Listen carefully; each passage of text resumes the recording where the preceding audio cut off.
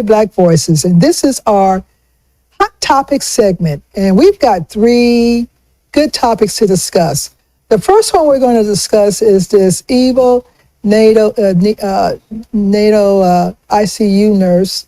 The next one we're going to talk about, of course, Trump's sentencing. And then finally, we want to pick up on a discussion that I've heard from other internet influencers, as well as a couple of topics we discussed a while back, is how to maintain your civil rights. So let's talk about this crazy nurse. You read the article, and I'm going to let you start out. No, so I did. Actually, I read a couple of articles, and I mean, it's everything's out there in it. This woman has to be insane, evil is what the terms that come to mind. Just pure evil. Babies that you actually in there hurting babies, breaking bones. And these are the ones in the ICU unit, right, especially the more vulnerable ones. You're breaking the bones of babies. And so, oh my goodness. I mean, it's she needs to be charged. She was charged with one case of abuse. And I think another case was of neglect or something like that. She needs more charges than just one case of abuse. You know, it's getting down to where you can't leave your baby alone at any given time. I know that when I had my son, I think my mother stand guard over the ICU unit where he was, just watching everything. It's getting down to where we cannot leave our children alone. We don't care whether the person is a nurse, a doctor, a teacher. You need to have someone with steady eyes watching your kids. And this is really criminal as to what this woman did to these babies. Chris, you want to say anything? Deplorable. Yeah. Yeah. That's all I want to say is deplorable. And it was not just black babies, she was hurting white babies as well. And this is really interesting with this. You would think that, especially with hurting white babies, with this argument that we're trying to increase the population, and then you've got this nut running around the hospital hurting babies, it just doesn't make sense. So yes, deplorable, evil, and she needs to be put in the jail, in the prison, under the foundation. Yeah, and I do apologize. My mic was off earlier. But no, she, what I was saying earlier was that, so she, this woman is horrible. I mean, she was breaking the bones of babies in the NICU. And so, she needs more than that one charge that they charged her with. I think it was one major charge, and the other charge was like a minor charge of neglect or something like that. But no, she needs multiple charges because it was two different time periods. Because she had did it previously, and they investigated, couldn't figure out what was happening, and then she did it again. This time she was caught on camera. And so no, she needs multiple charges, and the mothers need to be locked in a room with her for give them about an hour. You know, give them about an hour. They ain't gonna need that long. They ain't gonna need that long. That's I don't understand what kind of person you have to be to harm babies. Yep. You know what I mean? That's insane. So mamas, daddies of your babies in hospitals, have somebody on standby who's going to be watching your child, because you just never know the personalities of people in these hospitals and what they might do to your family members. The next topic. I'll tell you this. I remember when my youngest, Cheyenne, I remember she was born. And Jennifer had told him, she was like, you know what? Before her daddy sees her, y'all need to have some people around. She had an IV. She had there put an IV in her head. Oh wow! And she called me, and then she was like, "Look, she's okay. She's fine. You know, she's in a warmer. They just put her in a warmer, and then she they put an IV in her. She's getting fluids or whatever. She's fine." And I walked over there and I see my baby. I started to break some glass because I wanted to move something. Like, what's wrong with my baby? You know what I mean? Yeah, I need to let me in there. What's wrong about? But no, it is yeah. No, I can only imagine how those parents are feeling. Mm-hmm. You know what I mean? I can only imagine. Mm-hmm. So let's go ahead on this next topic. Trump's sentencing or the lack thereof. Trump did tell us that he can shoot and kill somebody in the middle of Fifth Avenue and nothing will ever happen to him. I'm beginning to think that this is an example of what he's saying. This man is a 34 count felon, convicted now, and with no time spent in jail, really with no accountability. The only thing that's on him is convicted. And so, did he get away with murder, basically? And I'm going to say yes. 34 counts. It's white privilege. I mean, it's just, we can call it what it is. It's white privilege. He gets 34 felony counts, election interference, try to overthrow the government. He gets to go to the White House. You know what I mean? And whereas you have black men who get caught with possession of marijuana in certain states, they got to go to jail. And in some places, they go to prison. Mm-hmm. You know what I mean? For marijuana. And so it's the definition. He's the poster boy for white privilege. If there's anybody in life who's ever fallen up, it's Donald Trump and Elon Musk. Let's change to America. Does America have? Is it a land of laws anymore? Is there? Can you say that no one is above the law anymore? Well, no. There are laws, but it's only applicable to a certain group of people. Yeah, that's how it's always been. Okay. Well, let me change this. Let me change it then and ask, what does a mother or father say to their child about the law? It depends. Huh? Is it a white mother and father or a black mother and father?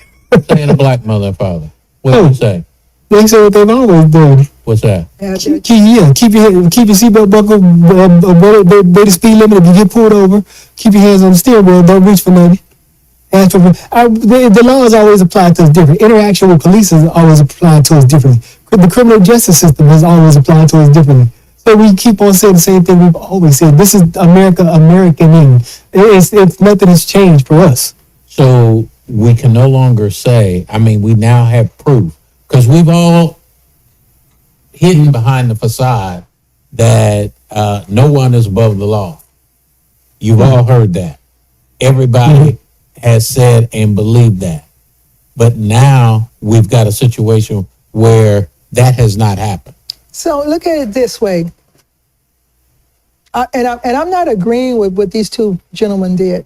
You got R. Kelly and P. Diddy, what's his name? Whatever. Sean Combs, in prison right now for basically having freak offs.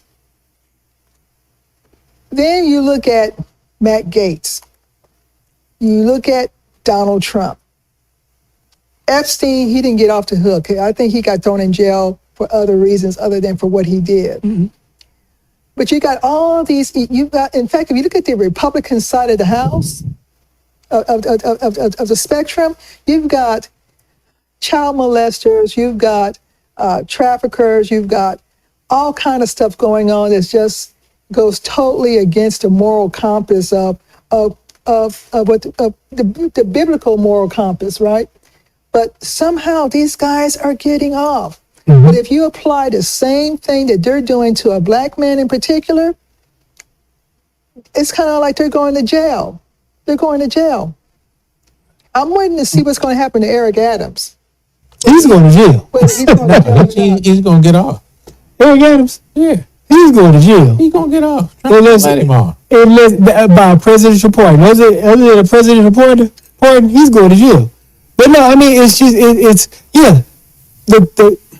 the common denominator between by all the folks that you've named on the right side of the political spectrum is that they have a common ideology, which is that they're anti-DEI, they're anti-immigrant, they're anti-Muslim, they are anti-black, and so yeah, they get a pass because they've given their constituents a pass to say the things that they've always wanted to say and to express the things that they've always wanted to express. So yeah, they get a pass because they've given a pass to the folks, to the racists. Well, here's the one thing that I think that we have to look at when you talk about R. Kelly, especially you talk about the black folks. Most of the times, those crimes are state crimes. When I talk about Eric Adams, you got a federal crime. When we talk about P. Diddy, you got a federal crime. Okay, and at this particular point, what the coalition now has is that the 34 counts that Trump was indicted on was in a state court. But in the state court, they also did almost what a federal judge would do, where they said, unconditionally, what was it? What was the charge? What they give him as punishment? An unconditional discharge. So it was an unconditional discharge. So even though he was convicted by peers of his profession or whatever, New Yorkers or whatever, anyone else, I don't know of anyone else in history that if they were convicted of a criminal felony charge, that they would not have been sentenced. I never heard of unconditional discharge until this. I don't think there's anybody who's ever heard of unconditional discharge. So, which brings me back to the question of you can no longer say nobody is above the law if you only say the president is above the law. Well, it's interesting you're saying that because the incoming president ran part of his campaign message was we're going to maintain law and order. This is a joke. This is an absolute joke. Now I'm reading that we've got some red states now trying to change up their election rules to where they're now going to allow felons to run for office. They should. You got a felon who not only won for office, but made office and the highest office. Okay? Yeah, I guess all of that needs to change. Yeah. Felons could carry firearms. Has been said. Yeah, let me go back to how we originally first started talking about this in our pre-production meeting. My feeling is that if the Constitution says that no person can hold office if they are convicted of insurrection, and I don't know if it says of a felony or not, but insurrection to me would almost be a felony. But if that is the question, then don't we have to change the Constitution? Because you already have violated the Constitution by allowing this man to run. I guess he never was convicted himself of a insurrection, but we all know, I mean, it's like watching something and people telling you don't believe what you saw, okay? That it wasn't true. So this guy is involved in the insurrection. He's elected as president, and we allowed all of that to happen, and nobody made any qualms about it, regardless of whether they were Democrat or Republican. And remember, he wasn't proven innocent of his federal crimes. The federal government just decided to drop his charges after he was reelected president. Okay. So my question is that does the Constitution really matter anymore? And if it is to matter anymore, you've got to change that article because you've already either violated it, and if you violated it, you either have to change it or you have to say he's not eligible. But you got to remember too that we've got the MAGAs who have already been talking about redoing the Constitution. So there's no telling if this is just an action that they got. Okay, we're going to go ahead and change here. We're going to go ahead and change here. We're going to go. So we may be in there. This is a dress rehearsal for what they may want to do to that Constitution. Well, my point is they got to do something, okay? Because you're straddling the fence. The Constitution says one thing, you've already violated it, Democrats and Republicans. You violated it because the Democrats in throwing criticism at them as well. They never said, they never raised opposition to this happening. So to me, they're just as guilty as anybody else. So you've got a constitutional issue, which I believe you violated, and you've got to rectify that. And then we also have a Supreme Court that votes. We don't know how their decisions are made until they're made. Let me take this one step further. I don't believe that you can ratify what has happened, and nobody is going to want to touch that because you're going to need 3/4 of the Congress to be able to do that, and then you're going to need, I don't know, Caleb, do you know how many? 4/5 of the states or something like that. 4/5 of the state to be able to do it. That's going to be very difficult to do. I don't see that actually happening. So I don't see them being able to change the Constitution. And at the same time, I don't also see them getting rid of Trump. So what do you do? I'm going to leave it at that as a rhetorical question. You don't have to answer that, but we got a problem, Houston. People just ignoring, what thus says the Constitution. And our last thing we want to discuss, that I would like to bring up with the guys, is maintaining the civil rights. Well, January 20th is coming. Trump has about 100 things that he wants to do, executive orders on day one, because he wants to be a dictator on day one. But I think something that we as Black folks need to be concerned of, this threat to our civil rights. And what does that really mean? So when we look at the history of civil rights in terms of emancipation, the Emancipation Proclamation, moving on through the various civil rights laws that were enacted, starting the one with 1865, I believe, up until the one that we have seen with Martin Luther King. What did all of that mean to us? First of all, it helped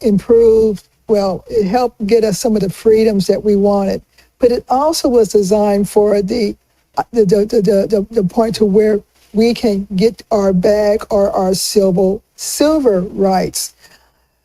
Project 2025 is going to attack that even more so, to where they're going to be trying to minimize, if enacted, they're trying to minimize our access to wealth to where we can pass on the generations.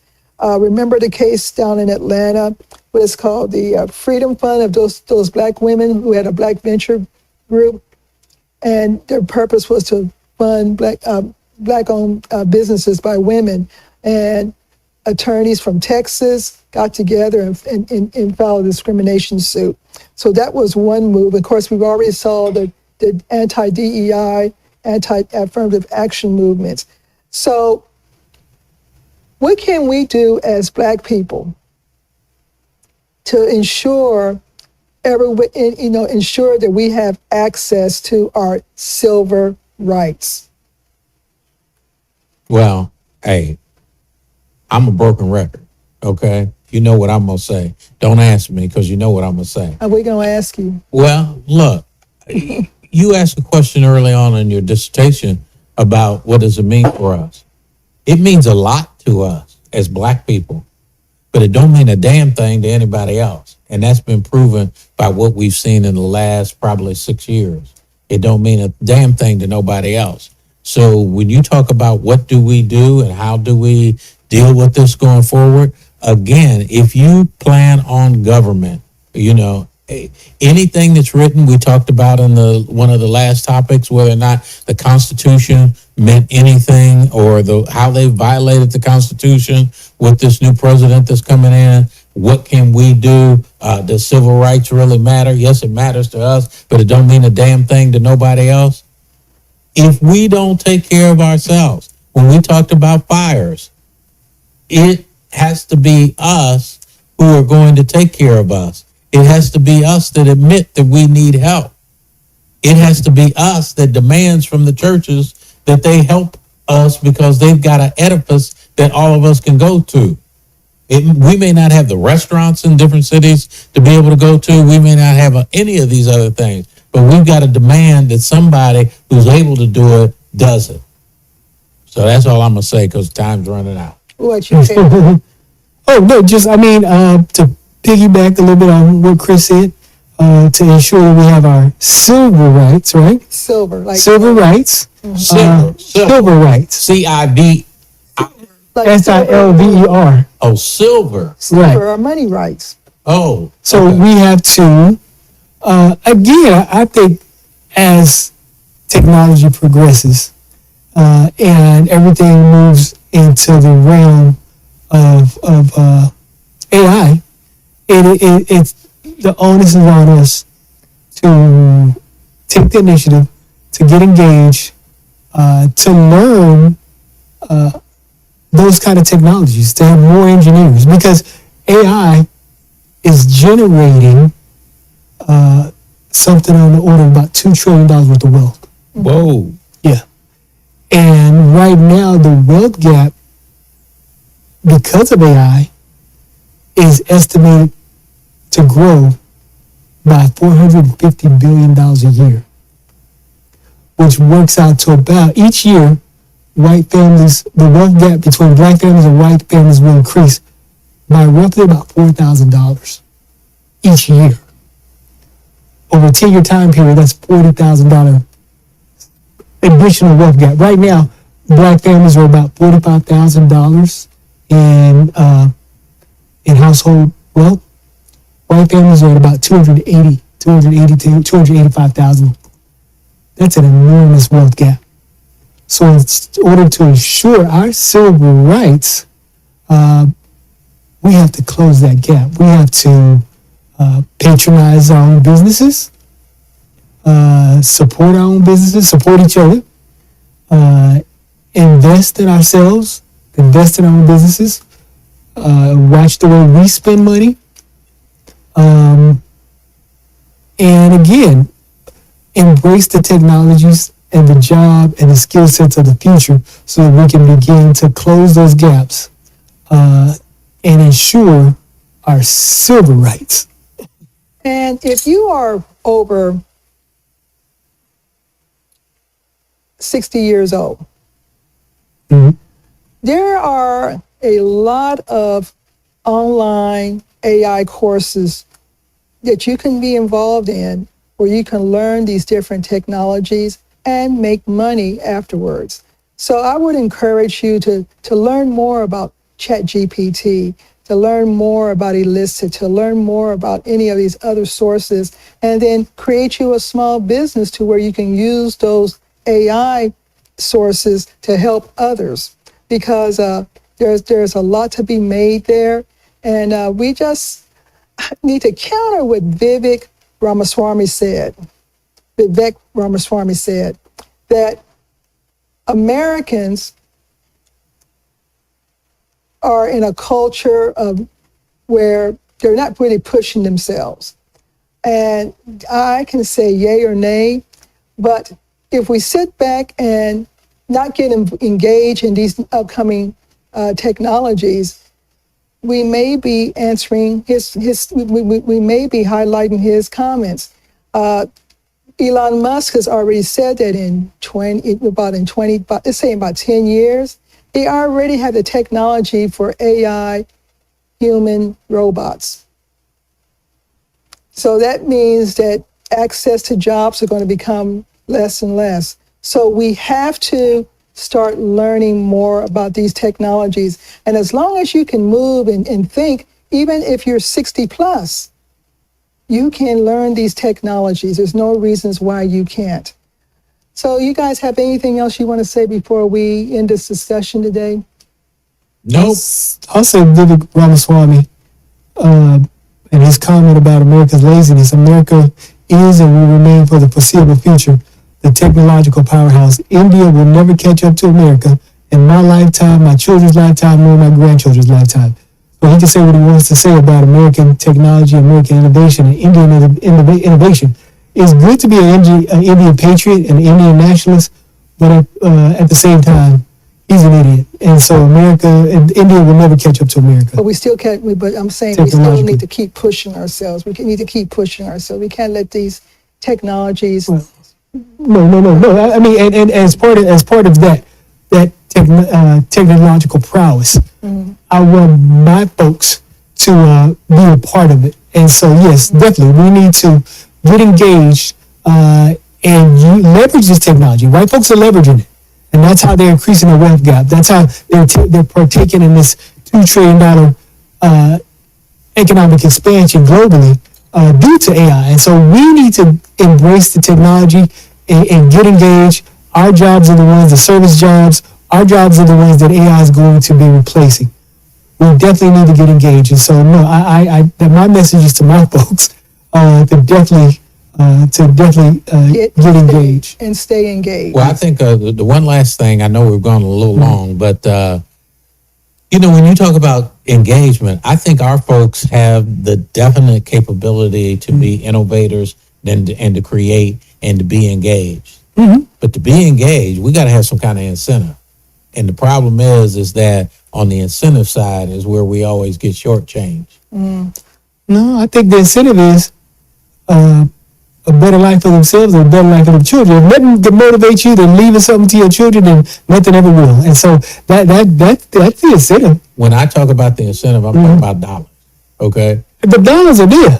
And AI and technology and the future and earning. So what about all the things that we potential? I mean, I could really get into this, but I don't want to get into it because it's going to be long. But I want to ask about all the inventions that Black folks has made. We've had the incentive to do that. I mean, we've had the technology to be able to do that, but we've never been able to participate from the incentive standpoint. We've never been able to pass down that lineage to our folks to be able for them to be able to realize that. So when you look back at the history of it, folks say, well, if I get involved, I can't get the loan from the bank, I can't get this, I can't get that, or whatever. Well, but I got a great idea. No, AI is on a different level. It's a different level of creation, a different level of creativity, and a different level of ownership. Because with AI, you can create your own app. You don't need a loan to create an app and to put that app, to load that app on different platforms and to get paid directly. But I think we had a show which was led by you where we talk about AI, and AI is not Black friendly. No, right. In the programming, because somebody has to do the inputs. Right. But in learning AI and leveraging it as a tool, that's open to everybody. I'm going to turn it back over to our host. Bring this discussion up next week. This is Contemporary Black Voices. And this is our hot topic session. And as we say, this is Contemporary Black Voices, telling our stories our way. See you next week.